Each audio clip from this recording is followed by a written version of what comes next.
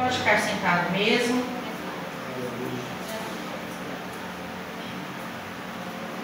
Segunda Timóteo, capítulo de número 2.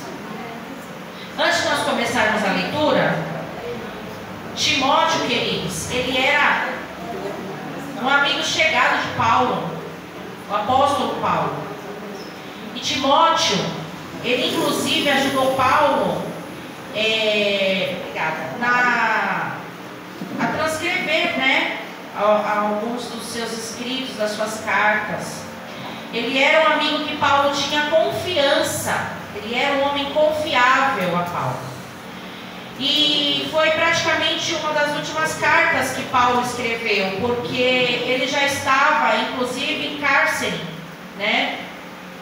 Eu quero que você imagine, tem uma figura histórica muito famosa, o Nero, né? Muito famoso por ter colocado fogo em Roma, né? E esse Nero, ele atribuiu o incêndio à cidade de Roma, atribuiu aos cristãos. Então, a perseguição que já era grande aos cristãos só aumentou. Por quê? Porque o Nero, ele atribuiu aquele incêndio que matou muita gente, que praticamente mais da metade da cidade foi destruída, ele atribuiu aos cristãos. Judeus convertidos, né? E os novos crentes, né? Pela pregação de Paulo e dos discípulos e dos apóstolos. Então, acontece que Paulo, ele vai no capítulo 2 encorajar e aconselhar através dessa carta. Ó, eu contei para você o contexto. Onde é que Paulo estava? Preso. Ele está escrevendo para que tipos de crentes? Os crentes envolvidos nesse contexto. Um contexto de perseguição. Eles não estavam nas praias do Caribe se divertindo. Não. Era um contexto de perseguição. Era um contexto de vida cristã ruim. E talvez você também esteja passando por um momento de vida cristã doída, sofrida, difícil.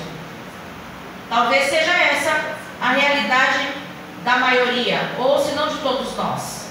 Mas a palavra do Senhor nessa noite vai nos trazer então esse trecho dessa carta de Paulo a Timóteo. Versículo de número 1 do capítulo 2 diz assim: Tu, pois, meu filho. Ele está chamando então o amigo dele, aquele a quem ele atribui confiança, né? Um homem confiável, era o que ele entendia por Timóteo. Então ele chama de filho. Tu, pois, meu filho, fortifica-te na graça que há em Cristo Jesus. E o que de mim, entre muitas testemunhas ouviste, confia-o a homens fiéis, que sejam idôneos para também ensinarem os outros. Olha que interessante, né? O primeiro conselho que Paulo vai dar para ele não tem a ver exatamente com nenhum tipo de regra ou doutrina, mas a respeito da vida dele em relacionamento com Deus. Porque perceba que ele vai dizer assim, ó: fortifica-te. Você vai se fortificar onde? Como? Na graça que há em Cristo Jesus. Eu vou me fortificar em quem? Quando eu era criança e assistia o desenho do Popeye, no momento em que ele precisava ser forte, ele apertava a lata do espinafre, o espinafre caía na boca dele, era genial, porque ele ficava super forte naquele momento e destruía o Brutus, não era assim? Os dinossauros na fé sabem porque assistiu. Eu não sei. Aí, ele conseguia destruir o Brutus, que eram brutamontes, rapidinho, só na força do espinafre. Não teve jeito de eu gostar de espinafre mesmo assim. Não teve jeito. Mas aqui ele está dizendo que era para ele se fortificar na graça. Essa graça, ela já nos foi dada no momento em que o véu foi rasgado no templo, no momento em que Jesus entregou a vida dele na cruz. Essa graça, ela não foi de graça, ela custou o sangue de Jesus na cruz do Calvário. E não foi qualquer sangue, foi o sangue do Salvador da humanidade, que não desistiu, apesar de sermos quem nós somos. Ele não desistiu. resistiu e não desiste de nós. Então ele começa falando que ele busca se fortificar no Senhor. Você veja que aqui ele não vai dizer assim, ó, viu? Você se fortifica fazendo 500 jejuns, orando de joelho em cima do milho, lendo a Bíblia todo mês, lê a Bíblia inteira. Tudo isso é importante, tudo isso é necessário, tirar da parte do ajoelhar no milho. Você tem que orar, você tem que ler Bíblia, você tem que jejuar, mas isso não tem que ser uma regra imposta. Isso precisa ser algo que arde no seu coração, um desejo, fome e sede.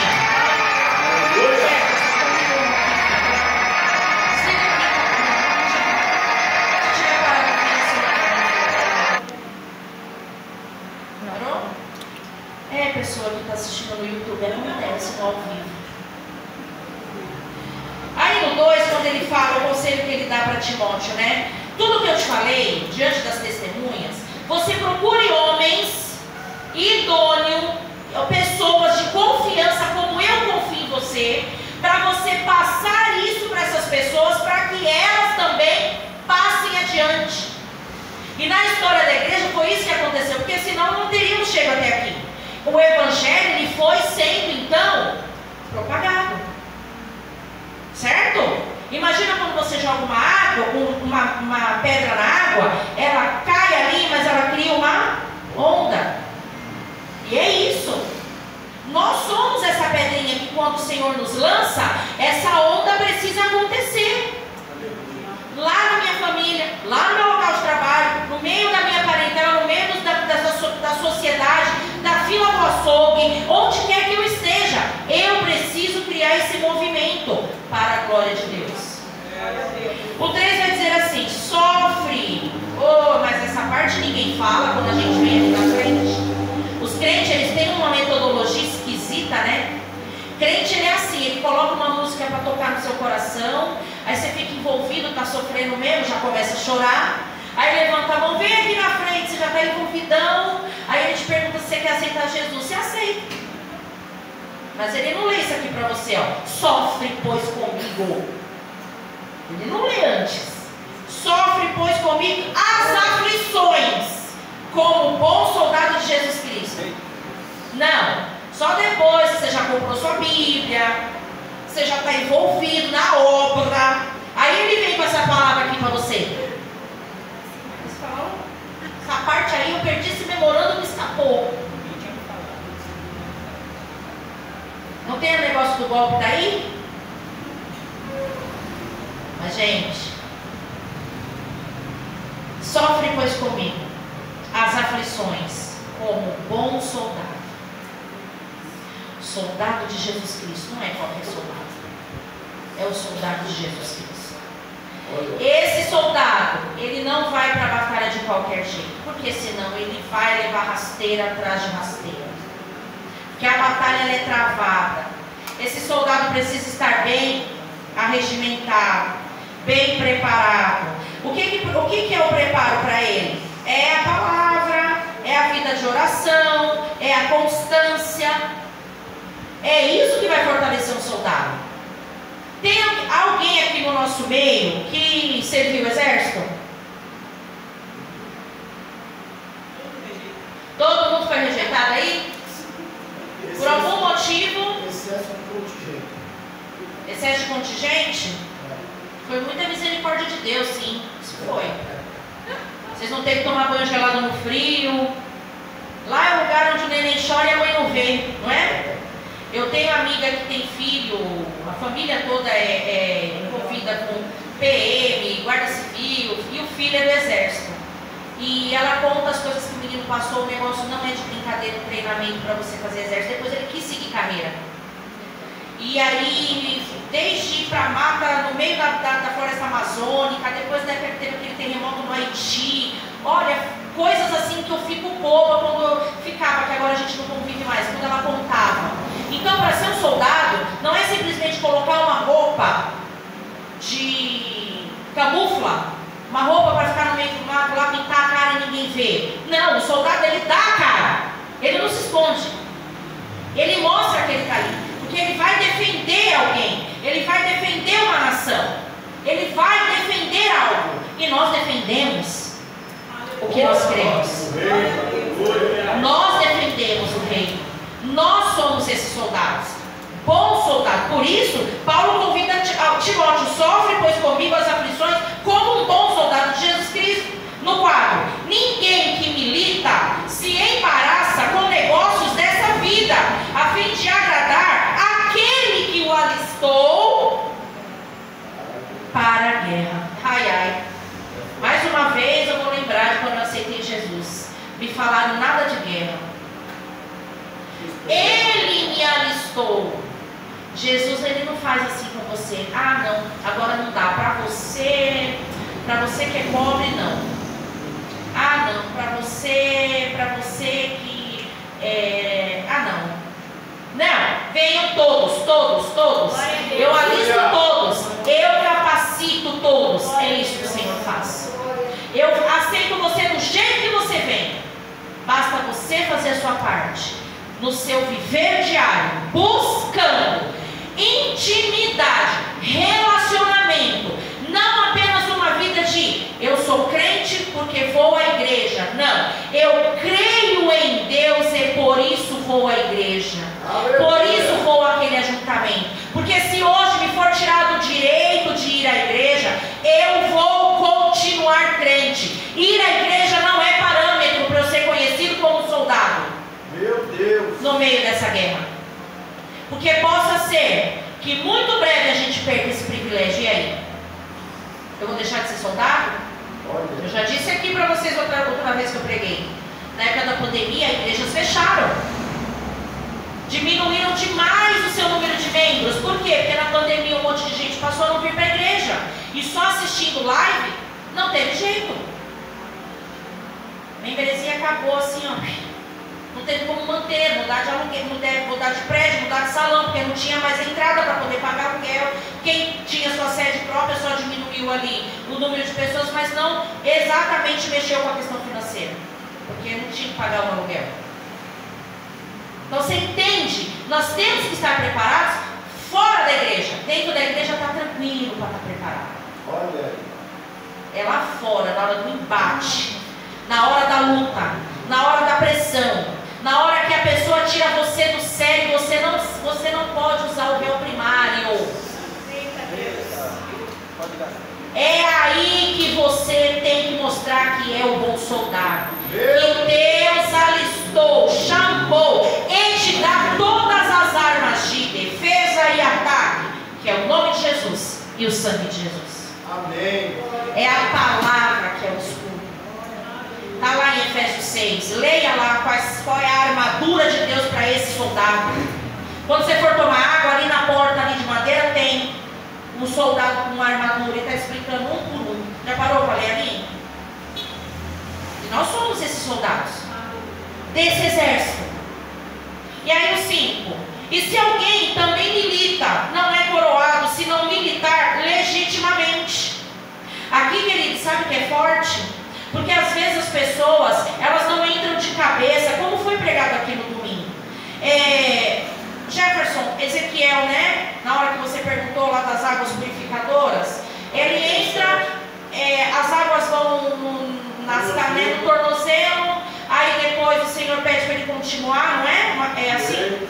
Aí vai para os joelhos, para os lombos, aí depois ele mergulha porque é hora de nadar. O Senhor é assim.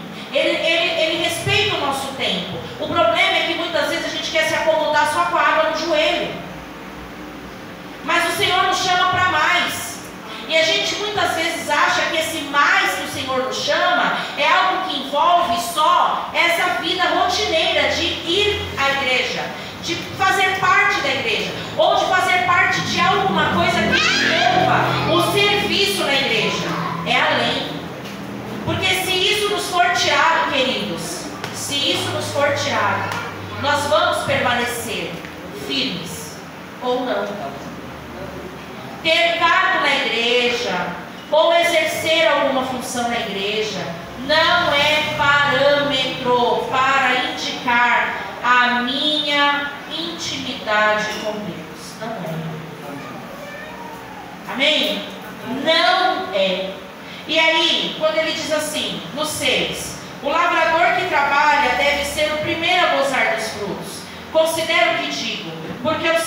te dará entendimento em tudo. Lembra-te de que Jesus Cristo, que é da descendência de Davi, ressuscitou dentre os mortos, segundo o meu evangelho. Por isso, sofro trabalhos e até prisões como um malfeitor. Paulo, gente, o homem que escreveu a maioria dos livros e epístolas que estão no Novo Testamento, aquele que teve um encontro com Jesus a caminho de Damasco, que matava os cristãos em nome de Deus, porque na mente dele, aquelas pessoas que pregavam Jesus estavam fazendo errado aquilo tudo que ele tinha aprendido. Jesus então surpreende ele no meio daquela viagem que ele fazia. Aquele Paulo que já tinha passado por muitas coisas, naufrágio, perseguição, prisão, ele estava novamente preso, e aqui ele cita: eu estou preso como um malfeitor. Injustamente, não tinha crime, e ele foi preso como um malfeitor. E aí ele vai dizer: mas a palavra de Deus, isso é lindo, não está presa. Eu estou preso. Eu estou preso aqui como se eu tivesse roubado, matado, feito coisas horríveis. Mas a palavra de Deus que já preguei, os corações que a palavra de Deus já alcançou, não estão presos. Eu estou aqui, mas o serviço que o Senhor me chamou para fazer está feito. Isso serve de exemplo para mim e para você. Porque os crentes ocidentais, amados, infelizmente nós somos acomodados. É cultural. Sabe, tem uma igreja na Coreia. A Coreia que não é comunista, obviamente. Eu nunca lembro se é do norte ou se é do sul. É a Coreia do Sul? A maior igreja. Estúdio. A maior igreja cristã evangélica no Oriente fica lá. E eles não gostam de pregadores ocidentais. Pergunte por quê. Não é porque eles não têm palavra. É porque a palavra deles é curta. Então quando acaba, eles ficam assim, mas já acabou. Tem um aviso em cima assim, é proibido jejuar por mais de 40 dias. Tem que pedir para o povo: meu querido, faça propósito de jejum, mas só jejum de 40 dias, tá bom? Mas que isso não faça para prejudicar a sua saúde. Da sede que as pessoas têm. Nós somos crentes mimados. Mimadinho. E aqui Paulo está dizendo, ele, sendo Paulo, que ele podia bater no peito e falar: peraí, você sabe com quem você está falando para me prender do jeito que eu fosse, como se eu fosse um ladrão qualquer? Eu sou Paulo. Não. O conselho que ele vai dando aqui para Timóteo no 10, portanto, olha aqui, tudo sofro por amor dos escolhidos, para que também eles alcancem a salvação que está em Cristo Jesus com glória eterna. Talvez a gente não esteja disposto a morrer nem pelos nossos, quanto mais por um monte de gente que a gente nem conhece. E Paulo, não é à toa que ele disse: sede depois os meus imitadores como eu sou de Cristo, porque ele era imitador de Jesus? Sim. Ele era imitador de Cristo? Sim. A ponto de falar: me imita porque eu estou imitando o mestre? Eu estou imitando o mestre, pode me imitar? A gente pode ser esse parâmetro para a sociedade? Será? Que as pessoas lá fora vão olhar para a gente e achar: realmente está imitando Jesus. Eu vejo esse testemunho nessa vida. Aí no 11: palavra fiel é esta, que se morrermos com ele, também com ele viveremos. Se sofrermos, também com ele reinaremos. Se o negarmos, também ele nos negará. Se formos infiéis, ele permanece fiel. Não pode negar-se a si mesmo. Essa palavra, graças a Deus, o Senhor ele deixou registrado, porque muitas vezes a gente se decepciona com o ser humano, né? Quantas vezes você esperou das pessoas e você recebeu delas uma palavra contrária ou uma atitude contrária ao que você esperou, foi passado para trás? Quantas vezes? Mas aqui, Paulo ele deixa claro para Timóteo: nós somos infiéis, nós somos passíveis de erro, nós vamos deixar a nossa palavra cair por terra, mas Deus não. Ele é fiel para cumprir o que promete, Ele é fiel para sustentar aquilo que Ele diz. Nós não somos, mas Ele é. No 14, traze estas coisas à memória, ordenando-lhe dizer do Senhor que não tenham contendas de palavras, para que para nada aproveitam e são para perversão dos ouvintes. Procura, gente, vamos ler junto 15. Eu acho que quando essas palavras elas são assim fortes e significativas, se você escreve uma coisa, é mais fácil de você registrar, sabia, na sua mente? Eu de você escrevia depois desse versículo chegasse na sua casa. Lê comigo. Procura apresentar-te a Deus aprovado, como obreiro que não tem de que se envergonhar, que maneja bem a palavra da verdade. O versículo é autoexplicativo. Aí você fala com Jesus, se você olha, ele é autoexplicativo. Leia e fique pensando nesse versículo. Deixa o Senhor tratar no teu espírito a profundidade deste versículo, se você é alguém que deseja aquilo que Deus quer, porque isso é temor a Deus. Temer a Deus não é ter medo, mas é aplicar isso aqui, ó. Eu temo a Deus. Puxa, eu temo. Ah, então você tem medo? Não. É o que diz 2 Timóteo 2,15.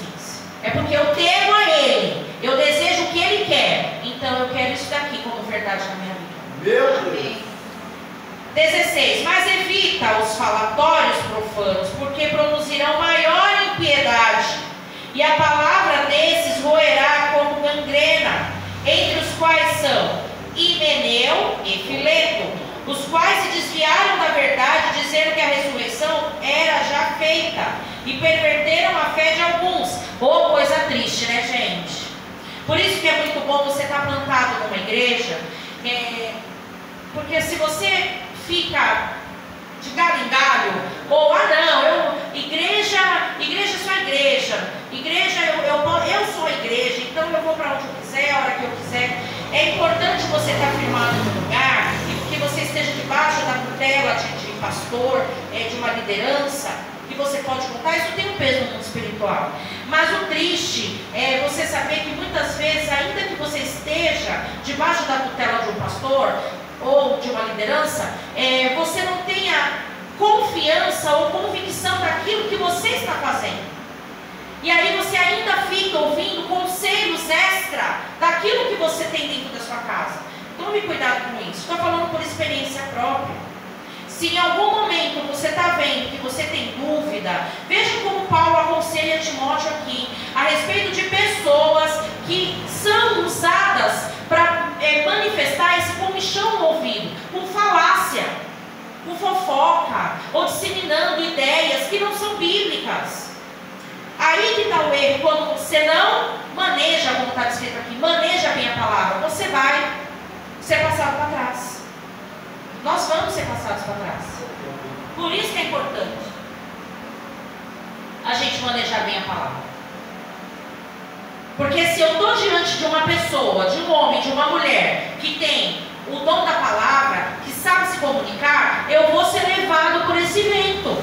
Se eu tenho a palavra de Deus muito claramente comigo, não vai ser uma entonação de voz, não vai ser uma maneira de se expressar que vai me levar na conversa. É a palavra. E eu tendo alguma dúvida, se eu estou debaixo de uma liderança, é lá que eu tenho que ir.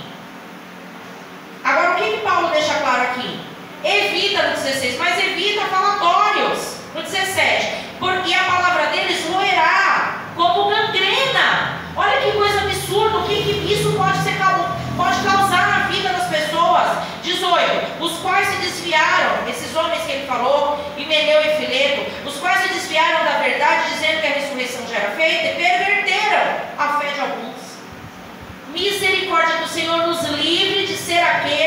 que por causa da nossa falácia, das nossas próprias verdades, pervertermos a fé de alguém. O Senhor nos livre de sermos assim. Por isso, quando nós tivemos reunião de líderes aqui esses dias, e foi uma coisa que o Senhor nos deu para comentar com eles. Você faz parte da Infinito Amor? É aqui que você quer ficar? É a direção que Deus está te dando? Então, qualquer dúvida que você tenha, qualquer problema que você tenha com o seu trabalho aqui dentro, com qualquer situação dentro da igreja, procure os seus pastores. Venha falar com os seus pastores. Nós somos acessíveis. Glória a Deus. Então, para quê? Para evitar a fermentação. Veja que aqui, Paulo, ele já fala isso para Timóteo. Paulo sente aqui, queridos, no momento que ele está escrevendo essa carta, estudiosos afirmam, que ele já sabe que o ministério dele já está chegando no fim. Que dali daquela prisão, ele já ia realmente morrer. Como de fato, ele morreu. Ali adiante, né? Então, que nós tenhamos essa convicção. Eu vou me apresentar como obreiro que não tem que se vergonhar.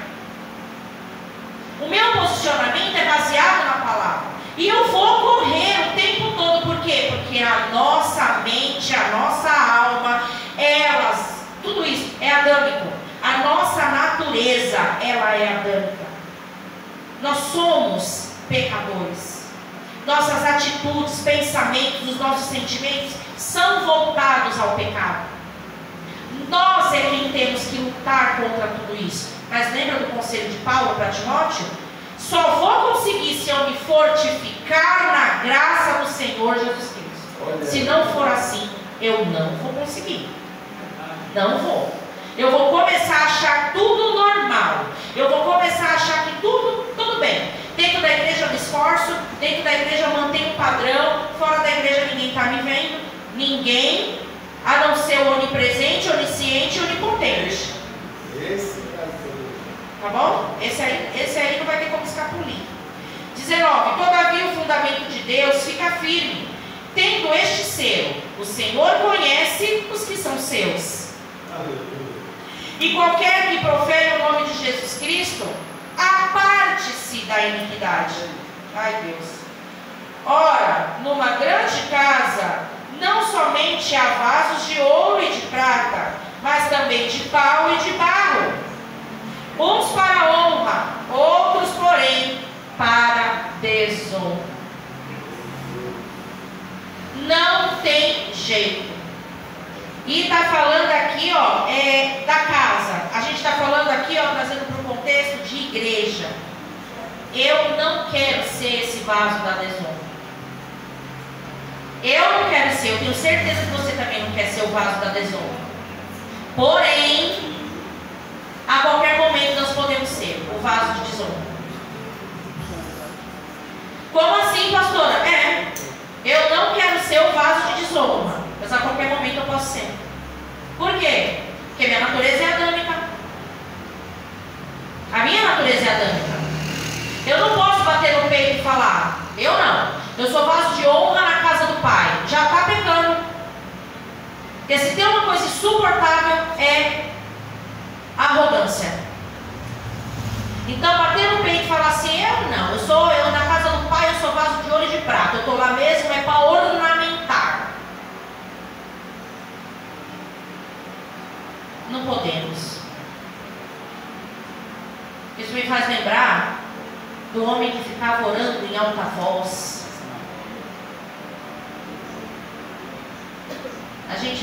Não adianta a gente querer parecer uma coisa para as pessoas, porque quem sonda o coração é Deus, não é? É Ele que sabe. É Ele que conhece. E aí o Senhor nessa noite está querendo nos trazer essa atenção. Seja vaso de honra, mas sempre com a consciência de que você a qualquer momento pode ser esse vaso de desonra. Ninguém está livre disso. Você pode ter 50 anos de evangelho, você não está livre disso. Vamos respeitar a fraqueza do nosso irmão, respeitar a dificuldade do nosso irmão, olhar mais para as nossas,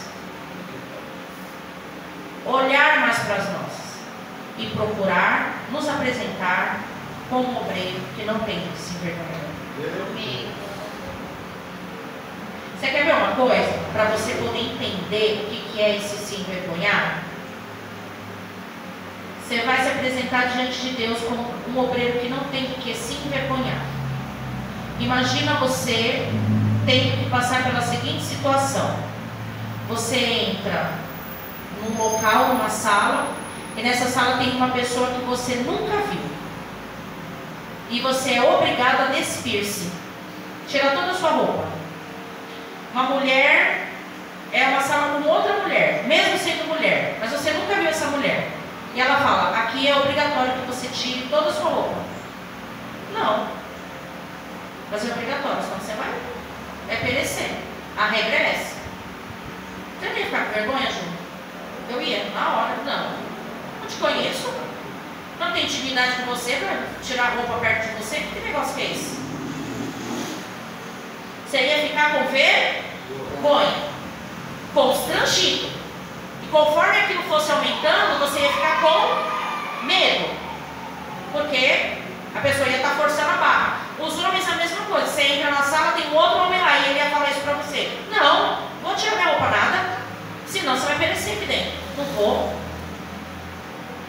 Essa vergonha, essa sensação de aflição, essa sensação de exposição, essa sensação toda ruim de pensar num momento como esse, é isso que tem que ferver dentro do coração da gente.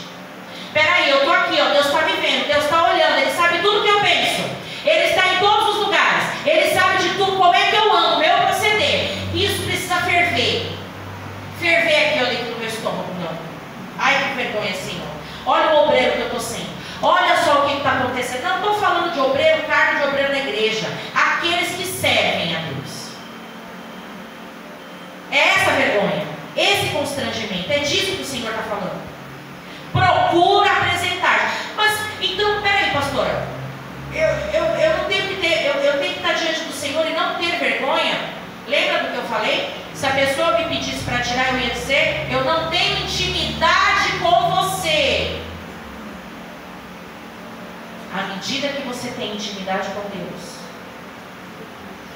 à medida que você ora, e não é só aqui na igreja, escutando a oração de alguém falando amém, glória a Deus, à medida que você ora também, fora da igreja, à medida que você lê Bíblia, à medida que você se envolve no estudo bíblico na sua igreja, à medida que você vai no monte para orar, à medida que você se envolve naquilo que corresponde a estender a mão para o seu próximo, à medida que você está se envolvendo com as coisas de Deus, menos de você e mais de Deus, você pode ter certeza que a sua intimidade com Deus é tanta, que você vai conseguir se apresentar diante do Senhor, sem ter vergonha. Manejando bem a palavra, que também foi dito no versículo. Aí aqui, para a gente concluir.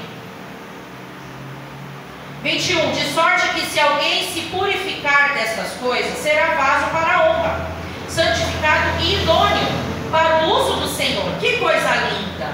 Faz assim, ó, Jesus. Faz assim. Jesus, eu quero ser idôneo. Para que o Senhor venha me usar. Pode me limpar. Eu quero. Amém. Eu sei que o Senhor, Ele também quer nos limpar. E sabe que a gente precisa ser limpo. A nossa luta constante. Sabe por quê? Porque o Senhor nos limpa, e depois a gente faz que nem um porquinho. Tá limpinho, e vai para onde? Falando.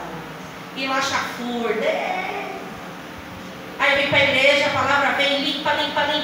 É constante, filhos. É constante. Porque essa é a nossa natureza. Não é brincadeira. 22. Foge. Ó, ele não disse assim, ó. Anda, engatinha. Não, ele disse: foge também das paixões da mocidade. Segue a justiça, a fé, a caridade e a paz com os que, com o coração puro, invocam o Senhor. Foge. 23. E rejeita as questões loucas e sem instrução, sabendo que produzem contendas. Ó, voltando à falácia. O diz que me disse. 24. E ao servo do Senhor não convém contender, mas sim ser manso para com todos, apto para ensinar, sofredor. Eita, que o Paulo não dava um tempo, né? Sofredor. De novo, instruindo com mansidão os que resistem. Olha só porque que a gente vai olhar o erro do nosso irmão. Antes da gente tirar o cisco, a gente precisa olhar para a trave que está no nosso olho. Olha o que ele escreve no 25. Instruindo com mansidão os que resistem, a ver se porventura Deus lhes dará arrependimento para conhecerem a verdade e tornarem a despertar, desprendendo-se dos laços do diabo, em que a vontade dele estão presas. Sejamos misericordiosos. Vamos procurar nesse apresentar-se a Deus como obreiro que não tem do que se envergonhar. Vamos procurar ser mais empáticos e lembrar sempre daquela frase: em meu lugar, o que Jesus faz? Porque se teve na terra como homem um obreiro que não tinha do que se envergonhar, foi o obreiro Jesus. Amém? Eu quero que você louve o Senhor junto comigo agora. Romildo, você separou aí, filho? Esse cântico, ele é antigo, amados. Mas eu queria que você tentasse louvar, vai ter a letra, como forma de oração. Aí mesmo no seu lugar. Juju, pode dar pausa, pode concluir aqui. Louve ao Senhor, amém?